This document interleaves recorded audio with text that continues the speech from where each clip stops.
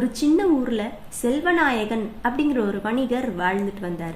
தன்னோட பெயருக்கு ஏத்த மாதிரியே பெரிய செல்வந்தனா இருந்தார். அது மட்டும் இல்லாம அவர்கிட்ட உதவின்னு கேட்டு வர யாருக்கும் அவர் உதவ மறுத்ததே இல்லை. சின்னதா உதவி கேட்டாலும் அவர் பெரியதா அதை செய்யக்கூடிய அளவுக்கு ஒரு பெரிய கொடைவல்லலா இருந்தார். திடீர்னு பாத்தீங்கன்னா கொஞ்ச நாள்ல அவர் வியாபாரத்துல ஒரு தோல்வி வருது. அப்படியே வாழ்க்கை சருக தொடங்குது. அப்படியே கொஞ்சம் கொஞ்சமா இருக்கிற இடமெல்லாம் விற்று பணம் நகையெல்லாம் விற்று அவங்க ஒரு ரொம்ப கஷ்டப்படுற நிலைமைக்கு வந்துட்டாங்க. ஒரு சின்ன குடிசையில தான் செல்வநாயகனும் அவனோட குடும்பமும் வசிச்சு வராங்க.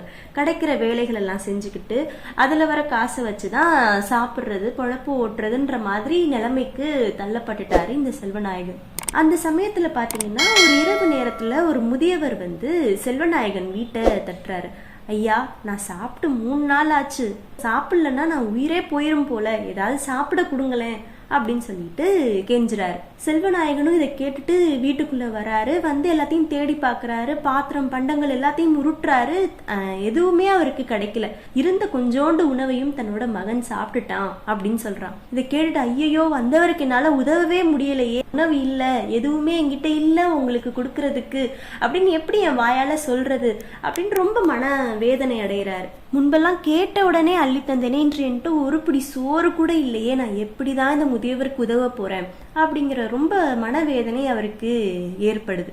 அவர்கிட்ட இல்லைன்னு சொல்லக்கூடிய நிலைமையும் வருது. இததான் திருக்குறள் சொல்லுது, சாதலின் இன்னாதது இல்லை இனிதவும் ஈதல் இயையா கடை. ஆக மரணத்தை விட கொடுமையானது எதுவும் இல்லை என்பது பொதுவான உண்மை. ஆனால் தன்னிடம் உதவி கேட்டு வருபவருக்கு தர இயலவில்லை என்று கைவிரிக்கும் நிலை ஒருவனுக்கு ஏற்படுமானால் அவனுக்கு அந்த மரணமே இனிமையானதாக தோன்றும். அந்த அளவுக்கு கொடுப்பது ஒரு மனிதனின் கௌரவமாகவும் வாழ்வின் அர்த்தமாகவும் கருதப்படுகிறது. இந்த கதையில இருந்து என்ன தெரியுதுன்னா, நீங்க உங்கள்கிட்ட யாராவது கேட்டு வரவங்களுக்கு நீங்க உதவி செஞ்சு பாருங்க. அந்த உதவி உங்களுக்கு பெரிய இன்பத்தையே கொடுக்கும். பிடிச்சிருந்தா லைக் பண்ண மறக்காதீங்க.